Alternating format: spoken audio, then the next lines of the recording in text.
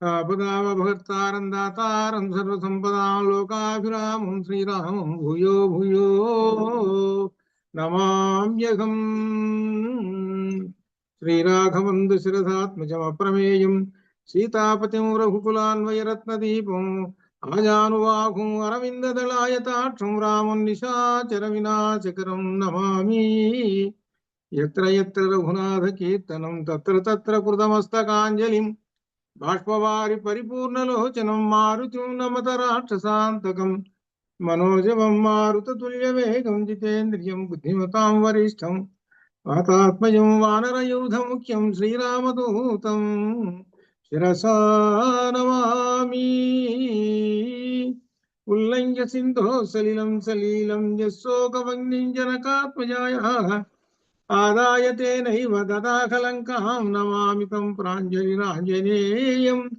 బుద్ధిర్బలం యశోధైర్యం నిర్భయత్వమరోగత అజాడ్యం వాక్పటుత్వం చ హనుమస్మరణాత్ భవేత్. రామాయ రామచంద్రాయ రామభద్రాయ వేధసే రఘునాథాయ నాథాయ సీతాయ పతయే నమః. ఓం శ్రీరామచంద్ర పరబ్రహ్మణే నమః. వాల్మీకి రామాయణ అధ్యయనం చేస్తున్నాం. ఇందులో సుందరకాండ చివరికి వచ్చాం. సుందరకాండలో చివర ఒక సర్గ మిగిలిపోయినది, అదే 68వ సర్గ. ఈ 68వ సర్గ విశేషం ఏమిటంటే 39వ సర్గ మరలా రిపీట్ అవుతుంది. అది 39వ సర్గలో ఏవైతే అమ్మవారు చెప్పిందో ఆ మాటల్ని మరలా తీసుకొచ్చి ఉన్నది ఉన్నట్లుగా హనుమ రామచంద్రమూర్తికి నివేదిస్తాడు. అది ఒకసారి రిపీట్ అవుతుంది మళ్ళీ, అంతే, ఏం లేదు. ఇది 39వ సర్గ. అది ఇందులో విశేషం చెబుతున్నాడు. ఏం చెబుతున్నారంటే దీనిలో హనుమ సీతాదేవి తనకు సీతాదేవి ఏ మాటలైతే చెప్పినదో ఆ మాటల్ని ఉన్నది ఉన్నట్లుగా రామచంద్రమూర్తికి చెప్పటం. మరలా ఈయన ఏం సొంత మాటలు ఏం పెట్టకుండా అక్కడ ఉన్నటువంటివన్నీ వరుసగా పెట్టేశాడు. ఇక్కడ దీనిలో 39వ సర్గలో 20వ శ్లోకం నుంచి మొత్తం దీనిలో ఉన్నది ఉన్నట్టుగా మనకు చివరి దాకా పెట్టేశాడు. అంటే మరలా రెండోసారి ఆ సర్గ చదివినట్టు అది లెక్క. ఏమిటంటే అక్కడ అమ్మవారు ఏ మాటలు అయితే చెప్పిందో ఆ మాటలు ఉన్నాయి ఉన్నట్టుగా మరలా రామచంద్రమూర్తికి చెబుతున్నారు. అందుకని ఆ శ్లోకాలు ఉన్నాయి ఉన్నట్టుగా పెట్టేశారు. అది ఇక ప్రారంభంలో ఏం చెబుతున్నారంటే అథ అహం ఉత్తరం దేవ్యా పునరుక్త ససంభ్రమ తవ స్నేహాత్ నరవ్యాఘ్ర సౌహార్దాత్ అనుమాన్యవై.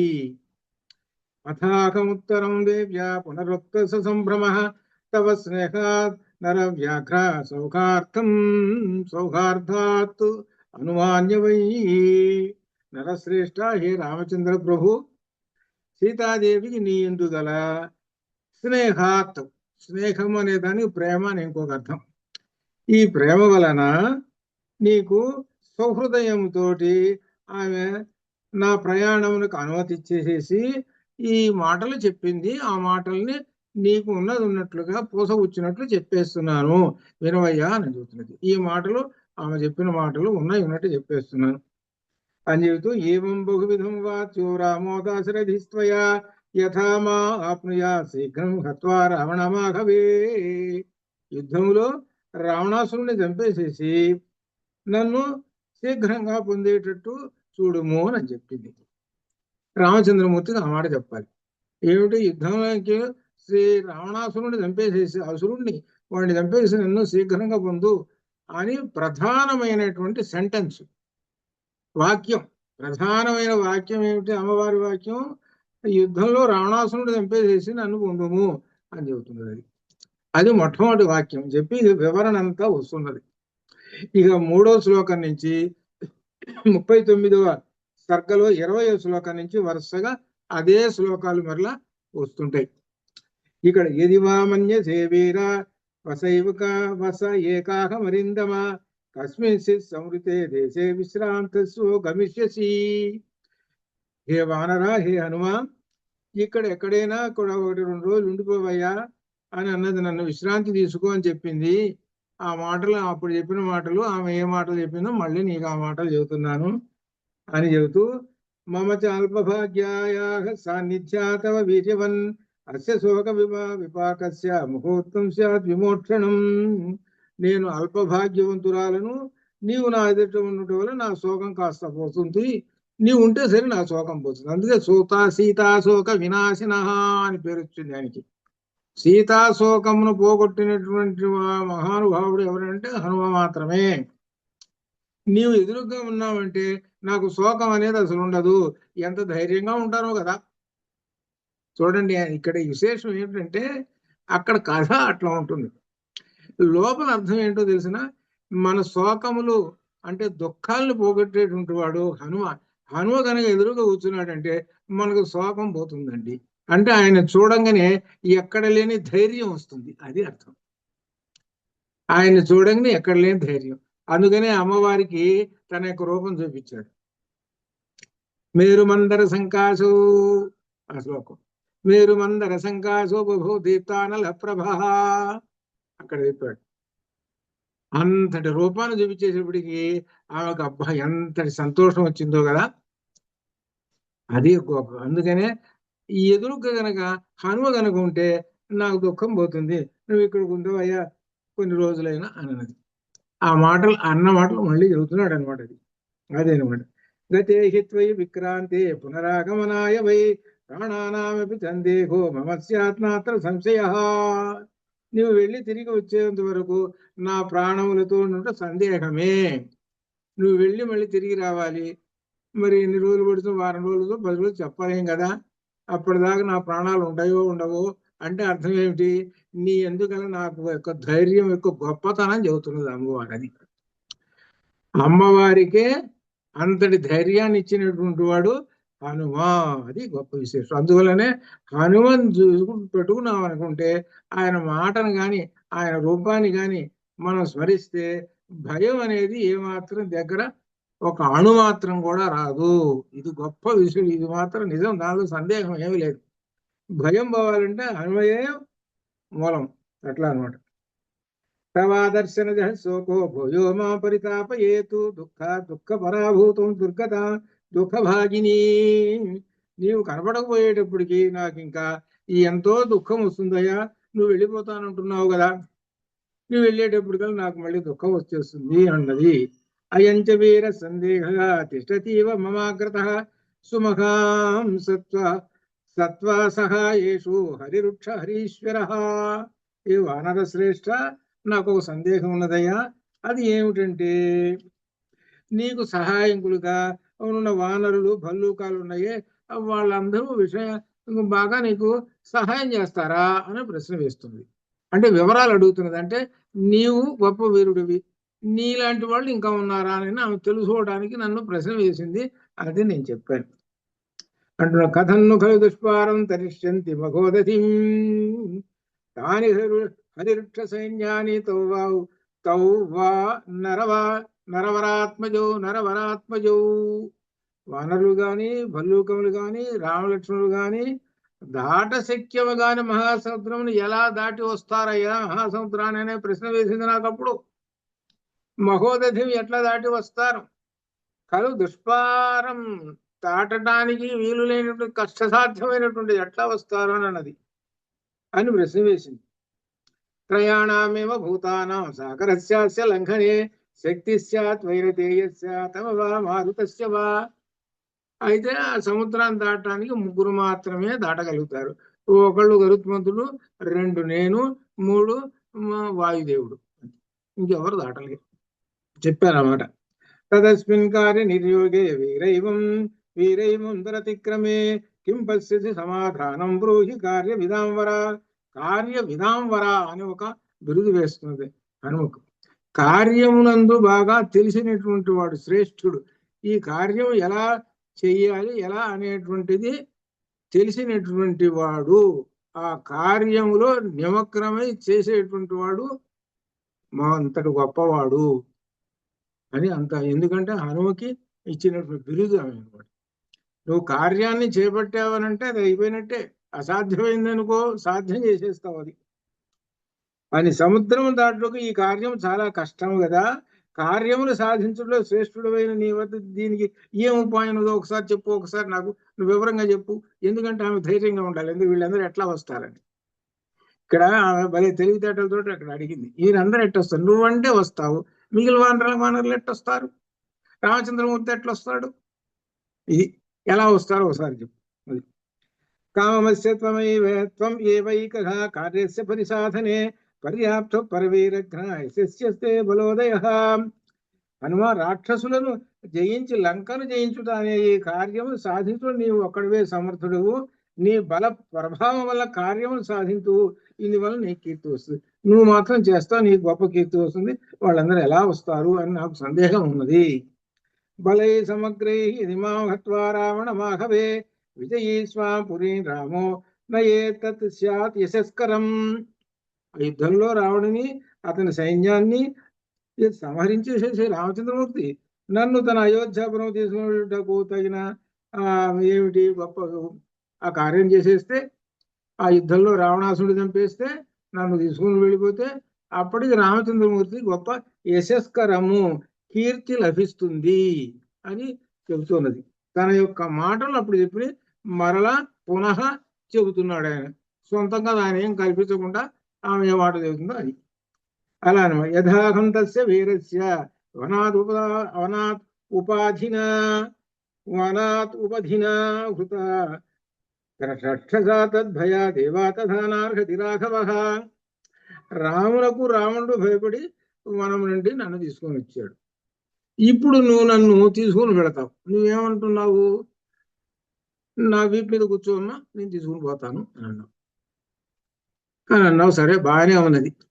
నువ్వు ఇంత లేవు, ఎలా తీసుకుపోతావు అన్నాడు. అని అంటే అప్పుడు నువ్వేమన్నావు, నేను అనేటువంటిది అంటే నా రూపం చూపిస్తాను చూడమ్మానని, మీరు మందర సంకాసు బహుదీత్వానల ప్రభ అని గొప్ప రూపాన్ని చూపించావు, చాలా గొప్పగా ఉంది, బాగానే ఉన్నది అని.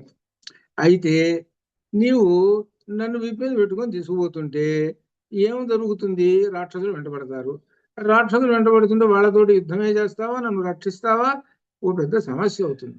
పైగా ఇంకొకటి, రావణాసురుడు నన్ను అపహరించాడు, రామచంద్రమూర్తిని తప్పించేసేసి ఎక్కడికో మిషగా పెట్టి పంపించేసేసి నన్ను అపహరించాడు. అట్లా నీవు కూడా ఇప్పుడు నన్ను ఈ విధంగా వీపు మీద ఎక్కించుకొని తీసుకుపోయినావు అనుకో, వాడు అపహరించినట్టు, దొంగ చేసినట్టు పని మనం దొంగతనం చేసినట్టు ఉంటుంది. అది చెప్పింది. అలా ఉండకూడదు. ఏమిటంటే పరాక్రమం చూసి యుద్ధం చేసి రావణాసురుడు సంహరించి నన్ను తీసుకుపోతేనే యశస్కర అని చెప్పింది. అందువల్ల నేను నా వీపు మీద కూర్చొని కూర్చోమ్మా తీసుకుపోతానన్నాను. ఎందుకంటే ఈయనకు అలవాటేగా. ఎందుకంటే మొట్టమొదటి అలవాటు రామలక్ష్మణుల వీపు మీద కూర్చోబెట్టుకొని సుగ్రీవుడి దగ్గర తీసుకొచ్చాడు కదా, అది. కాబట్టి ఈయనకి ఆ అమ్మవారిని ఏంటి అయ్యవారిని కూడా తీసుకొస్తాడు, ఆయనకి ఆ అలవాటే అది. అంటే ఏమిటి, ఆయనకు ఒక గొప్ప పుణ్యకార్యం అది అనుకున్నాడు. అనుకుంటే అప్పుడు ఆమె కాదు, సూర్యుడు చేసినట్టు చేస్తుంది, అందువల్ల నేను ఆ విధంగా కాదు, యుద్ధంలో రాముడు రావణాసురుడిని సంహరించాలి అనే మాట చెప్పిందండి అని చెబుతూ 14వ శ్లోకంలో, అక్కడ 39వ సర్గలో ఇక్కడ 30వ శ్లోకం వస్తుంది. అది అక్కడ 39లో ఉన్నటువంటి 30వ శ్లోకాన్ని మళ్ళీ ఇక్కడ చెబుతున్నారు.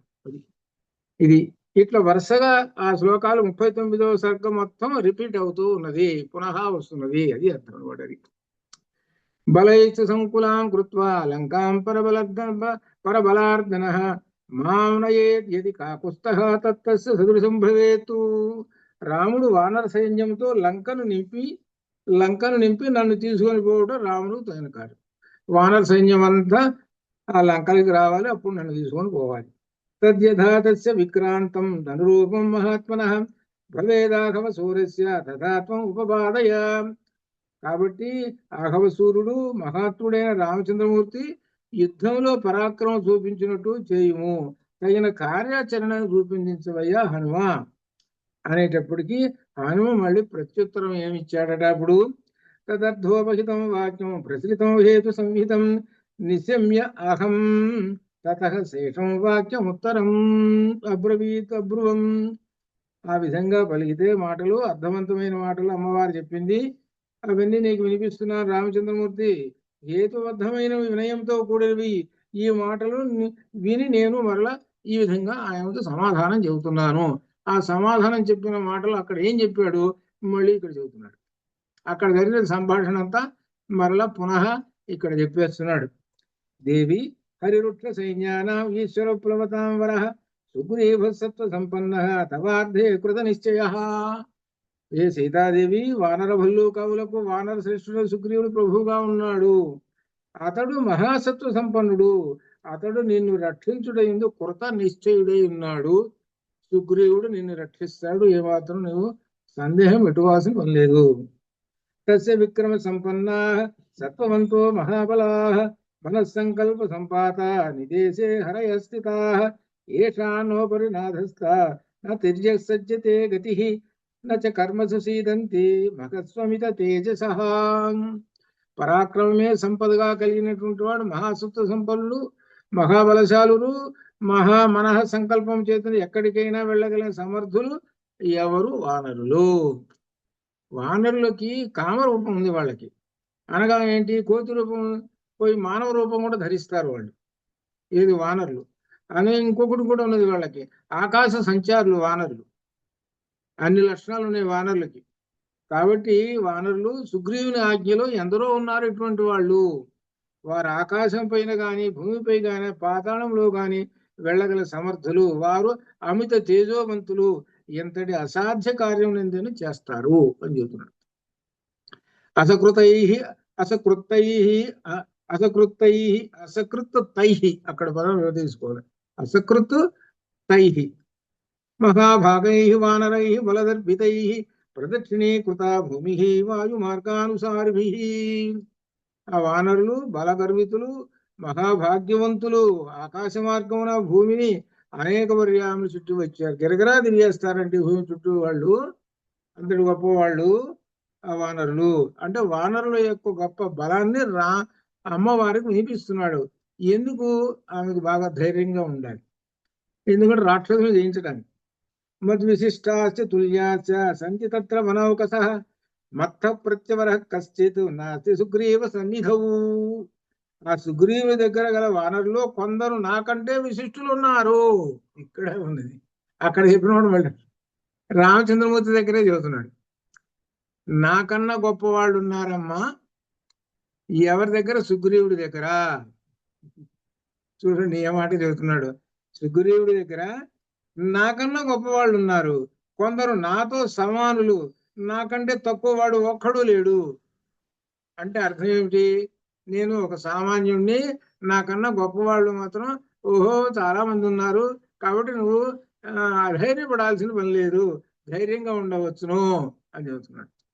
నేను ఒక్కడిని కొంప తగలబెట్టేశాను, మొత్తం లంకంతా తగలబెట్టేశాను, వాళ్ళు వచ్చారంటే అసలు ఏం ఉంచదు అని. అంటే ఏంటి?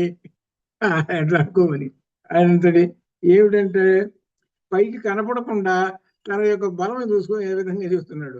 నాకంటే గొప్ప వాళ్ళు ఉన్నట్టు. ఏమున్నట్టంటే లంక తగలబెట్టమని వాడు వచ్చి ఎవడన్నా తగలబెడతాడు. నాకన్నా గొప్పవాళ్ళు ఉన్నారు అని అంటున్నాడు. అని పైకి తన యొక్క వినయాన్ని చెప్పటం అంటే నిగర్వితనం, అహంకారం లేకుండా అది అట్లా అనమాట అని చెప్పి అహంతావధిక ప్రాప్త కిం పునస్తే మహాబలాః నహి ప్రకృష్ట ప్రేష్యంతే హి ఇతరే జనాః.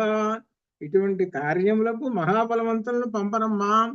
నేను సామాన్యమైనటువంటి వాడిని, మహాబలవంతులు అందరూ అక్కడే ఉన్నారు. ఎవరు? ఆ జామవంతుడు, మహింద్రదూతులు, వీళ్ళందరూ మహాబలవంతులట, వాళ్ళు అక్కడ కూర్చున్నారట. నేను సామాన్యుడు కాబట్టి పంపించారమ్మా అని అంటున్నాడు. ఆ చెప్పిన మాటలు నేను అట్లా చెప్పానంటే అక్కడ ఆ మాటలు మళ్ళీ నేను చెబుతున్నానని రామచంద్రమూర్తి దగ్గర చెబుతున్నాడు. ఎంత విధిగా వినయంగా చెబుతున్నాడో చూసుకోండి. సామాన్యుడుట పెద్ద పెద్ద వాళ్ళందరూ అక్కడే కూర్చొని ఉన్నారు. నాకంటే మహాబలశాలు ఉన్నారు సుగ్రీవుడి దగ్గర అని అంటున్నాడు.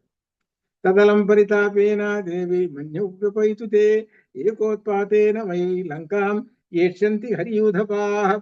ఏ మాత పరితాపం చెందకు, శోకించకు. వానరులందరూ ఒక్క గంతులో లంకలో ప్రవేశిస్తారు. అక్కడి నుంచి ఇక్కడికి ఒక అడుగు వేస్తారు. అంటే ఏంటంటే ధైర్యం చెప్పాలి. మరి లేకపోతే మరి ఒక అడుగులో వేసి వచ్చేవాళ్ళు అయితే మరి రామసేతు ఎందుకు కట్టారు? ఇది ఇక్కడ. అందుకని ఎవరికైనా చెప్పాల్సి వచ్చేటప్పుడు నేర్చుకోండి అని చెబుతున్నాడు. అనుమానం బట్టి నేర్చుకోండి. ఎందుకంటే దుఃఖంతో ఉన్నటువంటి వాళ్ళకి ధైర్యం చెప్పాలి, కాస్త మాటలు చెప్పాలి, కాస్త అతిశయోక్తులు చెప్పాలి. అతిశయోక్తులు అంటారు వీటిని, చెప్పాలి. ఇది చెబితే ఏంటన్నమాట, వాళ్ళకి కాస్త దుఃఖం పోతుంది. అది అర్థం, దీనిలో ఉన్న రహస్యం అది. లేకపోతే మరి అక్కడ సముద్రం మీద అది రామసేతు ఎందుకు కట్టాలి వాళ్ళు? ఇంకేం ఒక్కొక్క దూకి రండి మరి.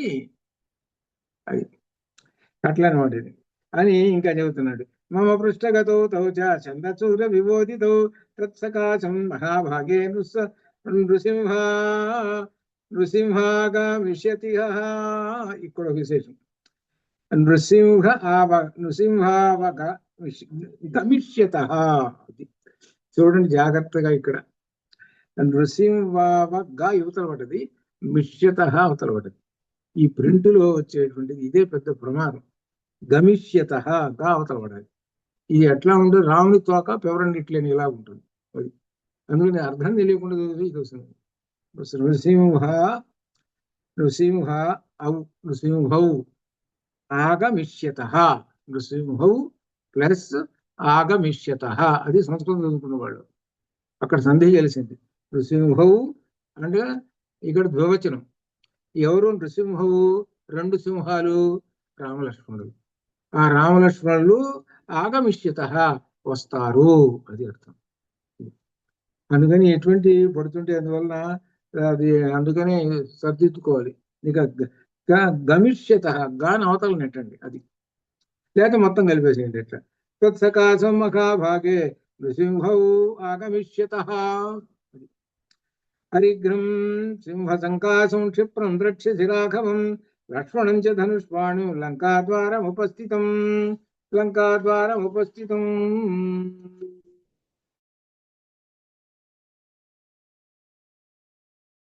ధనుర్బాణాలు ధరించి లంకాద్వారం నిలుస్తారు. నీవు వారిని దర్శించవచ్చును, లంకలోకి తొందరగా వచ్చేస్తారని చూడొచ్చు. నగదంశ్రాయుధాన్ వీరా సింహశార్దూల విక్రమాన్ వానరాన్ వానరేణ ఇంద్రాఘాన్ క్షిప్రం ద్రక్ష్యసి సంగతాన్. నఖదంశుల వానరులకి ఆయుధాలు ఏమిటయ్యానంటే నఖములు గోల్డ్, చేతి గోల్డ్. దంష్ట్రలు అంటే ఈ పంటికి ఉన్నటువంటి దంతాలు, అటు కూర ఇటు కూర, ఇవే వాళ్ళకి ఆయుధాలు. అంటే ఇక్కడ మన రామాయణం మొత్తం మీద ఏమనుకుంటారంటే వాళ్ళందరికీ మన సినిమాలు కానీ వీటిలో చూపించేది అందరికి కోతులకి గదలు పెట్టేస్తారు ఆయుధాలు. ఈ గదలతో కొట్టుకుంటుంటారు. వాళ్ళు సిగ్గురువులు యుద్ధం ఉందని గదలతో టపా టపా కొట్టుకుంటుంటారు. అట్లా మన సినిమాలు ఇవన్నీ చూసేది. కానీ ఏంటనమాట, ఏ వానరుడికి రామాయణంలో ఏ ఆయుధము లేదు. ఇది రామాయణం వాల్మీకి రామాయణం చదువుకున్న వాడికి తెలుస్తుంది. ఎవరికి లేదు, సుగ్రీవుడికి కూడా లేదు, వాలికి కూడా లేదు. ఎవరికి ఆయుధాలు, గదాయుధాలు కానీ కత్తులు కానీ ఖడ్గాలు కానీ ఇటువంటి ఏమి లేవు. ఏమిటి ఆయుధాలు అంటే సహజంగా ఉన్న గోళ్ళు. అది దీనికన్నా ఆయుధాలు ఏమిటంటే వాళ్ళకి రాళ్ళు, చెట్లు. అది చెట్టు మీకు కొడతారు, లేదా రాయి, పెద్ద రాయి, బండరాయి ఎత్తి తీసుకెళ్ళి వాడి నెత్తి మీద పడేస్తారు. ఇది వాళ్ళు రాళ్ళు, చెట్లు, ఇవి ఆయుధాలు. అది ఎవరికి? ఈ వానరులకి. దాంతో యుద్ధం చేశారు. ఇది రామరావణ యుద్ధంలో వాళ్ళేమో కత్తులు గదలు తీసుకొని వస్తే వీళ్ళు రాళ్ళు తీసుకొని వచ్చారు. ఒక్కొక్క కోతి ఓ పెద్ద రాయి నెత్తి మీద పెట్టుకొని రెడీగా నిలబడి ఉన్నారు సైన్యం. వాళ్ళేమో కత్తులు పట్టుకొని రెడీగా ఉంటే వీళ్ళు రాళ్ళు నెత్తి మీద పెట్టుకొని రెడీగా ఉంటారు. మనకి యుద్ధకాండలో వస్తుంది అనమాట అది. అదనమాట ఇది అని. అటువంటి ఈ వానరుల గురించి చెబుతూ ఇంకా శైలాంబుద నికాశానాం లంకాం అలయసానుషు నర్తతాం కవిముఖ్యానాం అచిరాశ్రోష శిస్వనం. అటువంటి వానరులు ఉన్నారే, మేఘముల వంటి శైలముల వంటి శరీరముల వానర శ్రేష్ఠులు లంకలో గల మలయ పర్వత సానువులందు గర్జనులు చేయుచుండగా నీవు అచిరకాలంలోనే ఆ ధ్వనిని వింటావు. వాళ్ళు తొందరలోనే వస్తారు, వాళ్ళు పెద్ద సింహగర్జనలు చేస్తుంటారు ఇక్కడ లంకలో, నువ్వు వింటావమ్మా. నివృత్తమనవాసంచ త్వయా సాధమరిందమం అభిషిక్తమయోధ్యాయాం క్షిప్రం ద్రక్ష్యసి రాఘవం. ఆ రాఘవుడు వనవాసం పూర్తి చేసుకొని నీతో కలిసి అయోధ్యలో పట్టాభిషిక్తుడవుతాడు. సీతామాత నీవు శీఘ్రమే దర్శిస్తావు అని చెప్పి ఇక్కడ చెబుతున్నాడండి. ఇది 29వ శ్లోక ఇది అసలు. ఇప్పుడు ఎక్కడికి వెళ్ళాలంటే మనం మొట్టమొదటి శ్లోకానికి పోవాలి. మొట్టమొదటి శ్లోకంలో ఏం తోటి ప్రారంభమైంది? అక్కడ మొట్టమొదట తతో రావణ నీతాయ సీతాయ శత్రుకర్షణ ఏషు పదమన్వేష్టం చారణాచరితే పధి తతో రావణ నీతాయ అని తతో తోటి మొదలైంది. ఇక్కడ తతోతో ఎండ్ అవుతున్నది. తతో మయా వాగ్భిరదీన భాషిణ శివాభిరిష్టాభిరభిప్రసాదిత జగామ శాంతి మమ మైథిలాత్మజా తవాతి శోకేన తథాపి పీడితా. ఈ తతో దానికి అర్థం తర్వాత యువత విశేషం. ఇప్పుడు ఆ తాత్పర్యం ఏంటంటే మయా నా చేత వాగ్భి అధీన భాషిణ నా యొక్క మాటల చేత ఆమె యొక్క దీనమైనటువంటి వాక్కులు నేను చూశారు, అవన్నీ పోయినాయి. అది ఒకటి విశేషం అనమాట. ఇంకా మంగళప్రదములకు వాక్కులతో ఓదార్చితిని. మంగళప్రదమైనటువంటి శుభమైనటువంటి వాక్కులు అనగా రామచంద్రమూర్తి వస్తాడు, రక్షిస్తాడు అనేటువంటి ఇటువంటి మంగళప్రదమైనటువంటి వాక్కులు కూడా చెప్పాను. శివాభి ఇష్టాభి అభిప్రసాదిత. శివాభి అంటే మంగళప్రదమైనటువంటి, ఇష్టాభి ఆమెకి ఇష్టమైనటువంటి వాక్కులను నేను చెప్పాను. అది అంటే ఏమిటి? ఇష్టమైన వాక్యులు ఏమిటి? మొట్టమొదట రామాయణం మొదలుపెట్టాడు. మొట్టమొదటి రామాయణం దశరథో రామ అనుకుంటూ మొదలుపెట్టాడు. రాజా దశరథో రామ అని మొదలు పెట్టుకుంటూ రామాయణం అంతా చెప్పుకుంటూ వచ్చాడు. అంటే ఏంటంటే ఆమెకి ఇష్టమైన వాక్కులు అని అర్థం. అది ఇష్టమైన వాక్కులు ఏంటో రామచంద్రమూర్తిని గురించి చెబుతుంటే ఆమెకి ఇష్టమైన వాక్కులు అవి చెప్పాను అని చెప్పాడు. అలా చెప్పంగా అప్పుడు ఆ మైథిలాత్మజ మిథిలా నగరం యొక్క రాజు ఉన్నాడు. ఆ రాజు యొక్క ఆత్మజ కూతురు, మిథిలా దేశమును పరిపాలించుతున్నటువంటి రాజు యొక్క కూతురు అని అర్థం. అంటే అర్థం సీతాదేవి. ఇది అనమాట. ఇది మీకు అర్థాలు దీని గురించి వచ్చేటప్పుడు విశేషాలు తింటూ వస్తుంది. మైథిలాత్మజ అంటే మిథిలా దేశమును పరిపాలిస్తున్న రాజు కుమార్తె అని అంతే. కాబట్టి ఎవరో ఆలోచించుకో, ఎవరంటే సీతాదేవి అని అట్లా అనమాట. అది సరిపోతుంది. ఆమె మమ నా యొక్క ఏమిటంటే శాంతి వాక్యాలకి ఆమె ఏమైందనమాట, నా యొక్క వాక్యాలకి ఆమె యొక్క శోకము అంతా కూడా పోయింది. అయితే ఆమె ఎట్లయితే శోకంతో ఉన్నదో తథాపి పీడిత తథా ఆ విధంగానే నీవు కూడా ఉన్నావయ్యా. ఏ రామచంద్రమూర్తి, నీవు కూడా దీనంతో ఉన్నావు. ఆమె ఎట్టయితే దీనంగా ఉన్నదో అక్కడ ఆ లంకలో నీవు కూడా అలానే ఉన్నావు అని చెబుతున్నాడు. అది ఈ సర్గలో ఏమిటనమాట విశేషం అదేనమాట. మంగళప్రదములకు వాక్కులతో ఓదార్చితని అంతటా ఆమె మనస్సు శాంతించినది. నేను ధైర్యవచనతో ఆమెకు ఇష్టములకు మంగళప్రదములు చెప్పాను అని చెబుతూ హనుమ చెప్పినటువంటి నివృత్తి చేసి ఆమె దైన్యము పొందకుండా ఓదార్చి మనశ్శాంతిని కలిగించిన విధములు రాముడికి బుద్ధిమంతుడు అనేటువంటి చెప్పేశాడు. దీనిలో ఇక్కడ విశేషం ఏమిటంటే తతో రావణ నీతాయాది. ఇది ఇక్కడ అర్థం. ఇక్కడ గొప్ప విశేషం ఉంది. ఏంటో అక్కడ తత్వతో మొదలుపెట్టాడు, ఇక్కడ తత్వతో మొదలుపెట్టాడు, ఎండ్ చేసేస్తున్నాడు. అది ఇప్పుడు వ్యాకరణం చదువుకునేటువంటి వాళ్ళకి, వ్యాకరణం అంటే సంస్కృత భాష నేర్చుకుంటున్నారు కదా వాళ్ళకి ఏమిటంటే ఇత్సర్గ అనేటువంటి ఇత్సంజ్ఞ అనేటువంటిది ఉంది. ఇత్సంజ్ఞ అనేటువంటిది ఉంది. ఇత్సంజ్ఞల దానిలో ఏమిటంటే మొత్తం అంతా కలిసి ఉంటాయి. అణ్ అని అంటాం. అణ్ అని అంటే ఏంటి? ఆ దగ్గర నుంచి నకారం వరకు ఉన్నటువంటి అక్షరాలు మొత్తం కూడా అణ్ అనే దాంతో చెప్పేస్తాడు. అట్లనే ఇక్కడ కూడా మొట్టమొదటి తాతోటి మొదలుపెట్టేసాడు. ఇక్కడ మళ్ళీ తతో దీనికి తోతోటి మళ్ళీ తాతోటి ఎండ్ చేసేస్తున్నాడు. అంటే అర్థం ఏమిటి? మొదటి నుంచి ఇక్కడ దాకా ఉన్నటువంటి 68 సర్గలు మొత్తము అది అర్థం కదా. తతో అంటే రావణనీతాయ అని ఒక్కడి నుంచి చెప్పాడే, అదంతా అంటే సుందరకాండ మొత్తాన్ని తతః శబ్దంతో చెప్పేశాడు. అది సుందరకాండ మొత్తాన్ని తతః, అక్కడ తతః మొదలుపెట్టి మళ్ళీ తతః తోటి ఎండ్ సమాప్తం చేసేస్తున్నాడు. ఇది అనగా ఇంతటి విశేషం మొత్తం కూడా దీనిలో చెప్పేసేస్తున్నాడు. ఇది అనమాట. అని చెప్పి దీనిలో కింద కూడా తత్తుతో ప్రారంభమై తత్తుతో అంతమవుతున్నది. తత్ అన్నది ఏమిటి? అది బ్రహ్మవాచకం. అక్కడ కింద లాస్ట్ లో ఉంది చూడండి, తత్ అనేది బ్రహ్మవాచకం. ఇదంతా ఏంటి? బ్రహ్మమును గురించి చదువుకున్నాము అని అర్థం. దీనిలో బ్రహ్మం ఎవరు? బ్రహ్మం చివరిలో కనబడ్డాడు, కానీ బ్రహ్మం వెనుకున్నాడు. బ్రహ్మం చివరిలో వచ్చాడు. ఎవరు? బ్రహ్మము పురుషోత్తమ అక్కడ వచ్చాడు. మిగిలిన రామాయణం మొత్తం మీద అన్ని చోట్ల ఉంటాడు, కానీ సుందరకాండలో మాత్రం కనబడ్డాడు. సుందరకాండలో వర్ణిస్తాడు ఆ రామచంద్రమూర్తిని. అక్కడ ఉన్నాడా? లేడు. రామచంద్రమూర్తిని ప్రార్థించాడు, నమోస్తు రామాయ సలక్ష్మణాయ అని. అక్కడ ఉన్నాడా? లేడు. చివరికి ఎండు కాబోతున్నది ఈ సుందరకాండ. అప్పుడు కనపడ్డాడు. కనపడి అప్పుడు ఇదిగో ఇలా వెళ్ళొచ్చానండి, ఇలా జరిగిందండి, ఇలా చెప్పానండి అని చివరికి చెప్పేశాడు.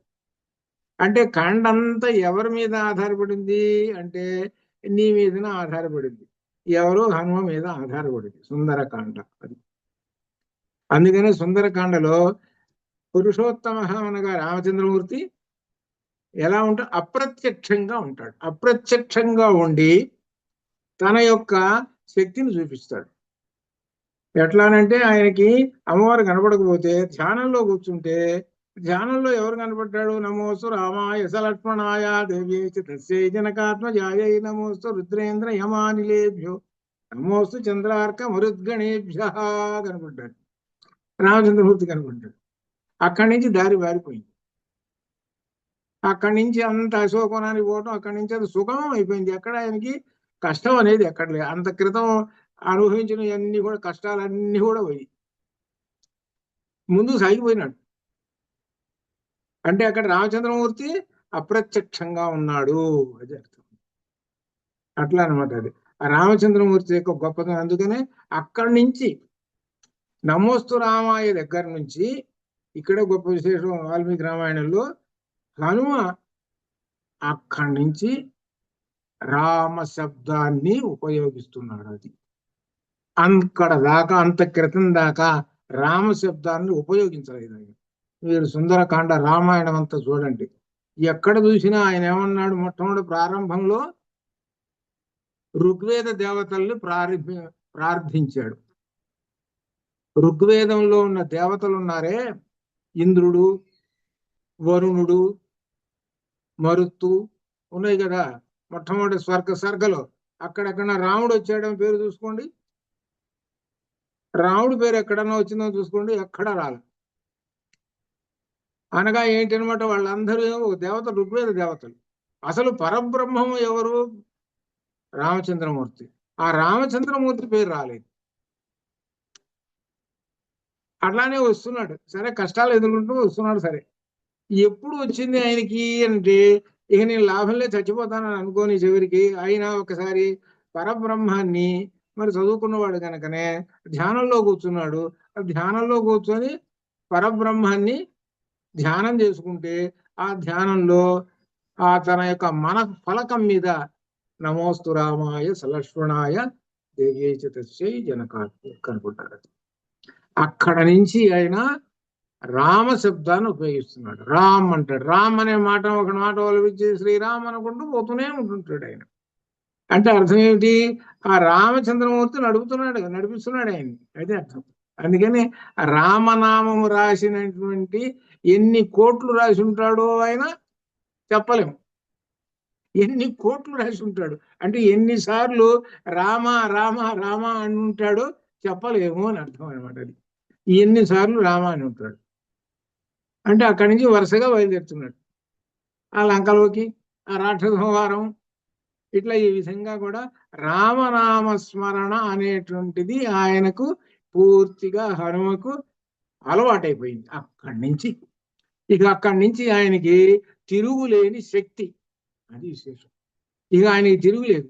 ఆ లంకలో ఆ రావణాసుడు నిలబడి ఎట్లా నిలబడ్డాడు, ఆహా ఎంత ధైర్యంగా నిలబడ్డాడు. రావణాసుడు అంటే సామాన్యమా? నిలబడి ఏమన్నాడంటే చివరికి, చస్తావురా నువ్వు, నా మాట విను, నీ మెడకు తగిలించుకున్నావురా, ఈయన మాటలు చెప్పేటువంటి ధైర్యం ఎవరికన్నా ఉందా? అది కాకపోతే తోకను తగల పెడతావు, నా తగల పెట్టుకో అన్నాడు. తోకను తగలబెట్టి నా తగల పెట్టుకో, నీ కొంపే తగల పెడతా కానీ తగల పెట్టుకో. చివరి కొంపలన్నీ తగలబెట్టేశాడు. చూసుకో మరి ఏంటో మరి ఏంది ఇదంతా, ఏంటి ఎంతటి శక్తి? రామనామంతో తాను రాక్షసుల్ని చంపడమే కాకుండా జయించడమే కాకుండా ఎంతటి కీర్తిమంతా తీసుకొచ్చాడు చూసుకోండి. అంత గొప్ప విశేషం అది అనమాట. అదే అది ఇదంతా దేనికంటే వెనక ఉన్నటువంటి రామనామము యొక్క స్మరణ యొక్క గొప్ప శక్తి. అది అర్థం చేసుకోండి. అదే రామాయణంలో ఉన్నది. ఆ అర్థం చేసుకొని రామకోటి రావాలి. ఊరికే ఇదంతా ఏం తెలుగు రామ రామ రామ అనుకుంటున్నా కాదు, ఇంతటి అర్థం తెలుసుకోవాలి. ఆ ఉదాహరణకి ఆ హనుమ రామనామ శబ్దంతో సమస్తాన్ని జయించేసేసి అంతటి గొప్పవాడైనాడు. అందుకని హనుమను చూడంగానే వెంటనే మనకు గుర్తు రావాల్సింది రామనామం గుర్తుకొస్తే ఆయన సంతోషిస్తాడు. ఇట్లా అనమాట. ఇది అనమాట. దీంతో అయిపోగానే వెంటనే ఇక యుద్ధకాండలోకి వెళ్ళిపోయినాడు. మరి ఇంత మరి ఉపయోగం చేశాడు కదా రామచంద్రమూర్తికి. రామచంద్రమూర్తికి ఇంత ఉపయోగం చేస్తే రామచంద్రమూర్తి మరి ఏం చేయాలి? మరి రామచంద్రమూర్తి అదే అంటాడు, దీనిలో గొప్ప విశేషం ఇప్పుడు రాబోతున్నది. ఏంటి ఇది? ఎంత గొప్ప విశేషం వస్తున్నదో యుద్ధకాండ ఇవాళ నుంచి మొదలవుతున్నది. ఆ యుద్ధకాండలో ఓ గొప్ప విశేషమైన పదాన్ని కూడా వేస్తారు, అది చెబుతా. ఇప్పుడు ఇవాళ నుంచి యుద్ధకాండ మొదలవుతున్నది. ఈ యుద్ధకాండలో ఇప్పుడు ఆయన అంతా చెప్పేశాడు. రామచంద్రమూర్తికి హనుమ అంతా చెప్పేసేసాడు. చెప్పేసిన తర్వాత ఇక ఇప్పుడు రామచంద్రమూర్తి ప్రశంసిస్తున్నాడు హనుమని. ఏమని ప్రశంసిస్తున్నాడు అని అంటే, ఇంతటి మహాకార్యము ఈ భూమి మీద ఎవరు చేయలేరు, ఒక హనుమ మాత్రమే చేశాడు. అసలు ఆ లంకకి వెళ్ళాలి అని అంటే ముగ్గురు మాత్రమే ఉన్నారు. ఎవరు? గరుత్మంతుడు, వాయుదేవుడు, హనుమ. వీళ్ళ ముగ్గురు, ఇంకెవరు వెళ్ళలేరు. హనుమ వెళ్ళి వచ్చాడు, రాక్షసులను ఎదిరించేసేసాడు. ఈ విధంగా ఎదిరించి చివరికి ప్రాణాలతో తిరిగి వచ్చేసేసాడు. ఎంత క్షేమంగా వచ్చాడో చూడండి అని మెచ్చుకుంటూ, రావణ లంక అనేటువంటిది సామాన్యమైనటువంటిది కాదు, అటువంటి దానికి వెళ్ళి వచ్చాడు. ఈయన ఎవరు అనంటే హనుమ సుగ్రీవుని యొక్క భృత్యుడు. సుగ్రీవుని యొక్క భృత్యుడు, సేవకుడు. అంటే ఇక్కడ అమాత్యుడు, ఒక అమాత్య పదం ఉంది. అంటే ఎవరు గొప్ప? సుగ్రీవుడే గొప్ప. సుగ్రీవుడు రాజుగారు, ఈయనేమో భటుడు. భటుడు అంటే ఒక సేవకుడు, ఒక ఉద్యోగస్తుడు అని అర్థం. అది ఉద్యోగస్తుడిని ఏమంటాడు రాజుగారు? ఈ పని చేయవయా అని అంటాడు. చూసుకోండి ఎంత విశేషం. కానీ అసలు ఏమిటి? సుగ్రీవుడి కన్నా మించినటువంటి వాడు ఆయన. ఆ సంగతి పాపం సుగ్రీవుడికి తెలియదు, ఎప్పుడో తెలుస్తుంది. రామచంద్రమూర్తికి కూడా తెలియదు, చివరి ఉత్తరాఖండలో తెలుస్తుంది. ఈ కూర్చున్నటువంటి ఈ మహానుభావుడు ఎవరండి? ఆంజనేయ స్వామి అని అంటే అప్పుడు చెప్పుకుంటూ వస్తా. అప్పుడు అమ్మో ఇంతటి వాడు, ఆయన సామాన్యుడు కాదే. చూస్తుంటే ఎలా ఉన్నాడంటే ఏమీ తెలియని వాళ్ళలాగా, ఏమి బలం లేని వాళ్ళలాగా, మనసు హాయిగా ప్రశాంతంగా కూర్చున్నాడు. అమ్మో ఇంతటి వాడా అని అనుకుంటున్నాడు. ఇక్కడ చెబుతున్నాడు ఏమిటంటే, సుగ్రీవుడు మహారాజు, ఆయన దగ్గర భృత్యుడు. ఈయన భృత్యుడు చేయవలసిన పనిని సంపూర్తిగా చేసాడు. అంత గొప్ప విశేషమైనటువంటి వాడు ఈయన. రాజు నియమించినటువంటి కార్యాన్ని చేయటంలో సమర్థుడు ఈయన అని చెబుతున్నాడు. శ్రద్ధగా చేశాడండి, చాలా భృత్యుడు, చాలా గొప్పవాడంటే అని మెచ్చుకుంటూ ఉన్నాడు. ఎవరు? రామచంద్రమూర్తి ఎవరిని మెచ్చుకుంటున్నాడు? హనుమను మెచ్చుకుంటున్నాడు.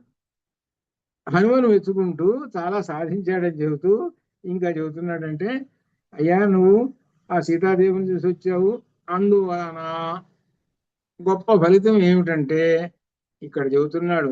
228వ పేజీలో ఆ పేరా చూసుకోండి, కొటేషన్ లో ఉంది. అది అహంచ రఘువంశశ్చ లక్ష్మణ మహాబల, లక్ష్మణ మహాబల వైదేశ దర్శనేన అద్య ధర్మత పరిరక్షితా.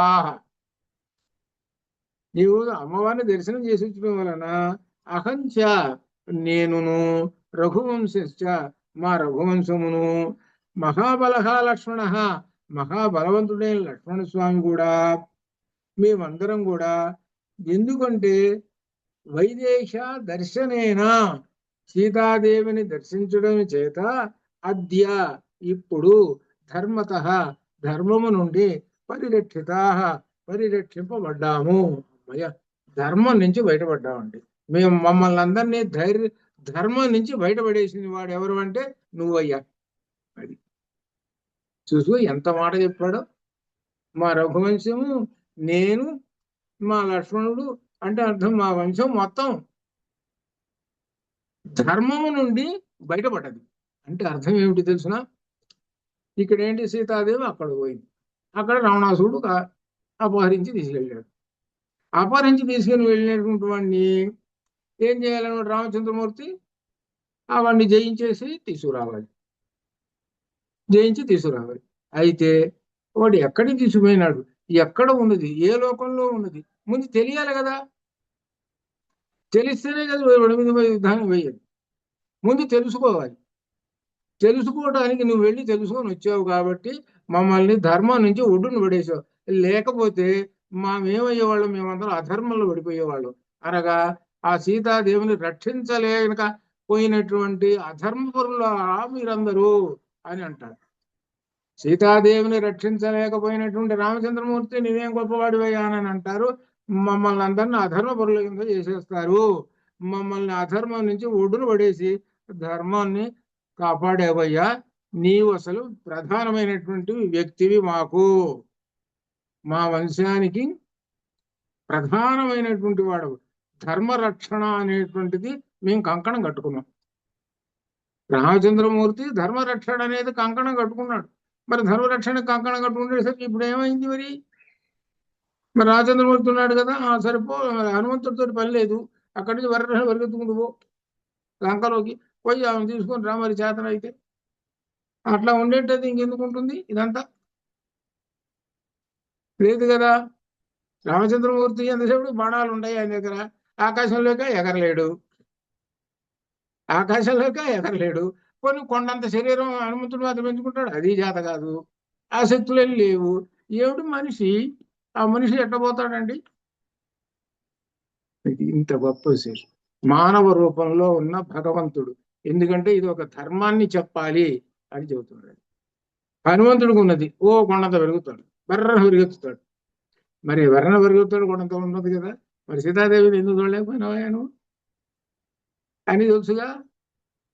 మళ్ళీ ఎక్కడికి వచ్చేసాడు? బ్రహ్మాన్ని అదేంటి ధ్యానంలో కూర్చున్నాడు. ధ్యానంలో కూర్చుంటే ఎవరు కనబడ్డాడు? రామచంద్రమూర్తి కనబడ్డాడు. రామచంద్రమూర్తి ఏ రూపంలో ఉన్నాడు? మానవ రూపంలో ఉన్నాడు. చూడండి, మానవ రూపంలో ఉన్న ధర్మమూర్తి బ్రహ్మము. అందుకనే శుద్ధ బ్రహ్మ పరాత్పర రామ. అది ఈ రాముడు అనేటువంటి ఆయన మానవ మాతృడుగానే కనపడుతుంటాడు, కానీ దైవ మాతృకమైనటువంటి వాడు. ఎందుకంటే దైవంగా గనక ఉంటే అందరికి మహత్యాలు చూపిస్తుంటుంటే ఏమనుకుంటారంటే హనుమంతుడి మాదిరిగానే అనుకుంటారు. అలా మహత్యాలు ఏం చూపించకుండా ధర్మాన్ని ప్రకారంగానే నడుస్తూ ఉన్నాడు. ఇలా ధర్మాన్ని పాటించండి అని రామచంద్రమూర్తి చెబుతున్నాడు. ఆయన వాస్తవానికి ఎవరంటే రామచంద్రమూర్తి పురుషోత్తమ. మనకు 24 నామాలలో కేశవనామాల్లో పురుషోత్తమ ఉంది కదా, అది ఆ పురుషోత్తమ నామం దీనిలో వస్తుందన్నమాట అని చెబుతూ రామచంద్రమూర్తి పరబ్రహ్మ స్వరూపమని గొప్ప విశేషం రాబోతున్నది. ఇప్పుడు అది చెప్పకుండా చెబుతుంటుంటాడు ఈ వాల్మీకి నోటముట దాగదండి. పైకి రామచంద్రమూర్తి రాముడు అని అంటూనే ఉంటాడు. రామచంద్రమూర్తి అంటుంటాడు నేను మనిషినేనయ్యా అని అంటుంటాడు. ఎవరు ముందు? ఈ ఉన్నారు కదా, ఎవరు? మహర్షుల ముందు, మునులు, అరణ్యకాండులు. నేను మనిషినేనయ్యా అని అంటాడు. వాళ్ళందరూ అంటారు కాదయ్యా, నీవు నీలో మహానారాయణుడు, మహా ఉపనిషత్తు, మహాపరబ్రహ్మం కనబడుతున్నారయ్యా అని అంటారు వాళ్ళు. ఇది గొప్ప విశేషం. ఇక్కడ రాబోతున్నది ఒక గొప్ప విశేషము, అదే చెబుతున్నారు. ఇప్పుడు ఏంటంటే ఈయనకు మరి మరి ప్రజెంటేషన్ ఏదైనా ఇవ్వాలిగా. ఇంత గొప్ప కార్యం చేశాడు, మహోపకారం చేశాడు కదా. అందుకని రామచంద్రమూర్తి హనుమకు ఏమిస్తున్నాడంటే, ఈ సమయమున నేను నా సర్వస్వమైన ఈ శరీరముతో ఆలింగనము ఇచ్చుతున్నాను. ఇక్కడుంది ఉన్నదంతా. నా సర్వస్వం ఏమిటి? సర్వస్వము ఏషః సర్వస్య భూతస్థు. సర్వస్య భూతస్థు. ఈ శరీరము ఏమిటంటే, రామచంద్రమూర్తి యొక్క శరీరం ఏమిటంటే సర్వస్య భూతస్థు. సర్వభూతములు ఆ శరీరంలో ఉన్నాయి అంటే ఇంక అర్థమైంది కదా. సమస్త భూతములు ఉన్నాయి. భూతములు అనంటే ప్రాణులు. ఇంకా విశేషం ఏమిటంటే పంచభూతాలు, ప్రాణులు, సమస్త చరాచర జగత్తు అంతా కూడా ఆ పరబ్రహ్మంలో ఉన్నది. అది అర్థం. పైకి చెప్పకుండా చెబుతున్నాడు అంతమాట. అనగా సాక్షాత్తు పరబ్రహ్మం యొక్క స్వరూపమే రామచంద్రమూర్తి. అందుకనే శుద్ధ బ్రహ్మ పరాత్మ, శుద్ధ బ్రహ్మ అందులో అటువంటి వాడు. కాబట్టి హనుమ, నేను ఈ సందర్భంలో నీకు ఎటువంటి ప్రజెంటేషను బహుమతి ఇవ్వలేను, కానీ నీకు చిన్న బహుమతి ఒకటి ఇస్తున్నాను అని అంటున్నాడు. ఏమిటంటే ఆ బహుమానము, ఏష సర్వస్వ భూతస్సు పరిష్వంగో హనుమతః. నా సర్వస్వమైనటువంటి సమస్త భూతములతో నిండినటువంటి నా శరీరం ఉన్నదే, ఆ శరీరాన్ని నీకు ఆలింగనానికి ఇస్తున్నాను. నీకు ఆలింగనానికి ఇస్తున్నాను అన్నాడు. అది ఎవరికి? అందరికీ సాధ్యం కాదు. ఎవరికి సాధ్యం అంటే ఒక్క హనుమకు మాత్రమే సాధ్యం. మళ్ళీ ఇంకెవరికి? ముక్తినిచ్చాడు. ఎవరికి? అక్కడ గుహుడికి ఇచ్చాడు, మళ్ళీ అక్కడ శబరికి ఇచ్చాడు. వాళ్ళందరూ మోక్షాన్ని పొందినటువంటి వాళ్ళు. మిగిలిన వాళ్ళకి ఎవరికి ఇవ్వలేదు. అదనమాట. అంత గొప్ప విశేషమైనటువంటి రామచంద్రమూర్తి యొక్క శరీరాన్ని ఆలింగనం చేసుకున్నాడు అని అంటే ఆయన చిరంజీవి. అందుకనే హనుమని ఏమంటాము? చిరంజీవి అంటే అర్థం ఇప్పుడు కూడా ఉన్నాడు అని అర్థం. ఇప్పుడు కూడా ఉన్నాడండి అని అర్థం. అంత గొప్ప విశేషం. అందుకనే హనుమ ఉపాసకులు, హనుమ ఉపాసకులు అంటే హనుమంతుడిని ఉపాసన చేస్తున్నాము అని అంటే రామచంద్రమూర్తిని చేస్తున్నాము అని అర్థం. ఆంజనేయ స్వామిని చూసి వచ్చామండి అని అంటారు వీడు. ఇంకొక ఆయన బాగా చదువుకున్నవాడు సుందరకాండ, ఏమండి నేను రామచంద్రమూర్తిని చూసి వచ్చానండి అని అంటాడు. అనేటప్పుడు అదేమిటో ఆంజనేయ స్వామి కదా. అవునండి నేను చూసిందే రామచంద్రమూర్తిని అంటాడు. అంటే హనుమంతుడు వెళ్ళి సంతోషిస్తుంటాడు. అది అంటే ఆ విధంగా అంటారు. అంటే అర్థం ఏమిటి? ఆంజనేయ స్వామి దగ్గరికి పోయినామని అంటే రామనామము లేకుండా పోతే ఏం ప్రయోజనం లేదు అని అర్థం. అది ఆంజనేయ స్వామి కూడా చుట్టూ తిరుగుతున్నాం అనుకో, రామరామ అనుకుంటూ తిరుగుతున్నాం అనుకో, మహా సంతోషిస్తాడు ఆయన. అంత గొప్ప విశేషం అనమాట. అది సహజంగా మామూలుగా అనుకుంటాం హనుమతైన మహా అనేది జనరల్ అయినటువంటి మాట అంటాం. అంటే ఏంటంటే రామ శబ్దం అంటే ఆయనకి పంచప్రాణాలు హనుమకి అనమాట. సరే, ఆయన ఆలింగనం ఇచ్చాడు. సరే, ఆలింగనం తీసుకున్నాడు. రాముడు సంతోషంతో ఆ శరీరాన్ని పొలకించగా హనుమను ఆలింగనం చేసుకున్నాడు. చాలా సంతోషం. ఈ బొమ్మ కూడా మనకు చాలా చోట్ల ఉన్నది. మన పుస్తకంలో కూడా చాలా చోట్ల రామచంద్రమూర్తి తర్వాత అది ఆంజనేయ స్వామి ఆలింగనం చేసుకున్నటువంటి ఫోటోలు కనపడుతుంటాయి అనమాట. దానిలో అక్కడ గొప్ప విశేషమైనటువంటిది అనమాట. ఇది అదేనమాట. ఇది ఇది యుద్ధకాండకి ప్రారంభంలో. దీనికి అర్థం కూడా ఆ తత్వపరమైనటువంటి అర్థం కూడా వస్తుంది. దేహ ఉద్య అనేటువంటి ఒక శ్లోకం ఉన్నది. ఈ ఆలింగనం అనేటువంటిది ఏమిటి అర్థం కూడా ఉన్నది ప్రత్యేకంగా. అది కూడా మనం అధ్యయనం చేస్తాము. అయితే ఇప్పుడు అధ్యాత్మ రామాయణం ఏమంటున్నాడు? అధ్యాత్మ రామాయణం ఈ సందర్భంలో ఏమంటున్నాడు అని అంటే, రాముడు ఆలింగనం చేసుకున్నాడు హనుమని. ఆ సందర్భంలో అధ్యాత్మ రామాయణం యత్పాద పద్మ యుగళం తులసీదళాద్యైః సంపూజ్య విష్ణు పదవీం అతులాం ప్రయాంతి తేనైవ కిం పునరసౌ పరిరబ్ధమూర్తి రామేణ వాయుతనః కృతపుణ్యపుంజః ఏమిటంటే, రాముని యొక్క చరణారవిందములను ఎవరు తులసీ దళముల చేత మొదలగు వారితో పూజిస్తే విష్ణులోకం సిద్ధిస్తుంది అని శ్రీరాముని అని అనేది. అట్టి శ్రీరాముని గాఢాలింగనము పొందిన మహాపుణ్యశాలి యొక్క హనుమంతుడి పుణ్యం ఏమని చెప్పవచ్చు. కేవలం ఆయన యొక్క పాదపద్మాలను తులసీ దళాలతోటి పూజ చేస్తే విష్ణులోకం పొందుతారండి అని లోకం అంటారట. అయితే ఇప్పుడు అంత పని లేకుండా రామచంద్రమూర్తి ఆలింగనం చేసుకున్నాడు, ఇంత పని లేకుండా. ఇంకా ఎంత గొప్ప విశేషమో కదా అని అంటున్నాడు. నువ్వు తులసీ దళాలతో ఒక రోజు 2 రోజులు ఎంతకాలం చేస్తున్నావు, ఎప్పుడు సిద్ధిస్తుందో. కానీ ఇక్కడ మాత్రం ఒక క్షణంలోనే, అనగా అంతటి మహాపుణ్యము హనుమకు దక్కింది అని చెప్పటం. అది హనుమకు దక్కింది అండి. ఇది ఏమిటంటే పరమాత్మ జీవాత్మ, ఇది అర్థం. జీవాత్మ పరమాత్మలో ఐక్యం చెందాడు, ఇది అర్థం. అది జీవాత్మ అని ఇక్కడ అర్థం చెప్పుకుంటే హనుమని పరమాత్మ ఎవరు? స్వామివారు రామచంద్రమూర్తి. ఆలింగనం చేసుకున్నారంటే జీవాత్మ పరమాత్మలో ఐక్యం చెందారు అని అర్థం. హనుమ కేవలం దేహం మాదిరిగా కనుక చూసుకుంటే దేహమాత్రేణ దాసోహం, దేహమాత్రం చేత చూసుకుంటే రాముడికి ఏమవుతాడు? దాసుడు అవుతాడు. దాసుడు ఏం చేస్తాడన్నమాట? శరీరంతో పనులు చేస్తాడు.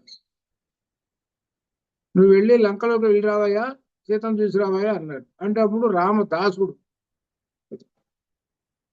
ఇప్పుడు ఆలింగనం చేసుకున్నాడు చూశారు, ఈయన జీవాత్మ, అది అర్థం. జీవాత్మ పరమాత్మలో లీనమైనది అనేటువంటి అర్థం అనమాట.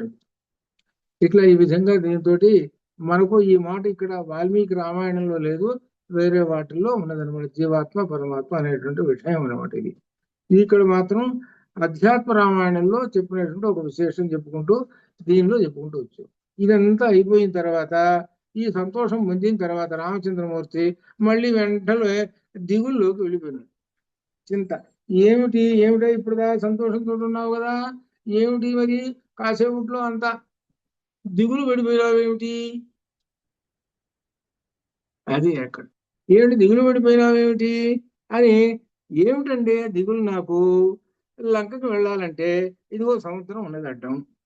ఈ సముద్రం ఉన్నది కాబట్టి మరి వానరులు ఎలా వస్తారు, నాకు ఎక్కడ దిక్కు తోచకుండా ఉన్నదండి. ఇక్కడ శంకర విజయం ఒకసారి చెప్పేసి ఒక విశేషం. శంకర విజయంలో శంకరుల యొక్క శిష్యుడు పద్మపాదాచార్యులు దక్షిణ దేశ యాత్రలు చేస్తున్నాడు. చేస్తూ ఆయన రామసేతు దగ్గరికి వెళ్ళాడు పద్మపాదాచార్యులు. అక్కడికి వెళ్ళిన తర్వాత ఒక ఆశ్రమం ఉంది. ఆశ్రమం ఉన్న తర్వాత ఆశ్రమంలో మహర్షి గారు ఉన్నాడు. ఆ మహర్షి గారు పుల్ల మహర్షి, పుల్ల అంటే వికసించిన అని అర్థం. ఏందో ఆయన పేరు అట్లా వచ్చింది, పుల్ల మహర్షి అని. ఆయన దగ్గర వెళ్ళాడు. ఆయన దగ్గర వెళ్ళిన తర్వాత ఆయన ఒక విశేషాలు చెప్పుకుంటూ వస్తారు. ఏమిటి రామసేతుని గురించి ఏమిటి అనేటువంటి కథలు చెప్పుకుంటూ రామ కథ చెప్పుకుంటూ వస్తాడు. ఇక్కడ విశేషం ఏంటంటే శంకర విజయంలో రామ కథ వస్తుంది. దీనిలో ఒక విశేషం ఒకటి ఉన్నది. ఏంటంటే పూర్వకాలం కవులు రాస్తుంటారే, నన్నయ్య కానీ తిక్కన కానీ వీళ్ళందరూ కూడా వాళ్ళ రచనల్లో ఎక్కడో అక్కడ ఎట్లనైనా సరే రామాయణం రాసి తీరాలి. దీనిలో భారతంలో రామాయణం ఉంది, పురాణాల్లో రామాయణం ఉన్నది. తిక్కన గారు ప్రత్యేకంగా రామాయణం రాశాడు. ఇట్లా ఎందుకంటే రామాయణం దానిలో చేరిందా పుస్తకంలో, ఆ పుస్తకం అజరామరము, అది అర్థం. అది విశేషం. సరే అక్కడికి వెళ్ళి పద్మపాదాచార్యులు గారు ఆయన అడిగాడు. ఈ రామసేతు ఏంటంటే ఇదంతానంటే ఆయన చెప్పుకుంటూ వచ్చాడు. ఇదే ఇప్పుడు వచ్చినట్లుగానే అయ్యా రామచంద్రమూర్తి ఏం చేశాడంటే ఎట్లా సముద్రాన్ని దాటాలి ఏమిటని శోకంతో ఉన్నాడు. ఈ శోకంతో ఉన్నప్పుడు అప్పుడు ఆయన దగ్గరికి అగస్త్య మహర్షి వచ్చాడు.